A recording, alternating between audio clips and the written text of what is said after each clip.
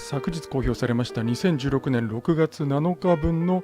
シカゴ先物市場における各種通貨の先物かつノンコマーシャルトレーダーのポジション、いわゆるシカゴ筋ポジションを確認してみましょう。なお、6月7日分の日本円ポジションにつきましては、前週よりロング増加4週ぶり、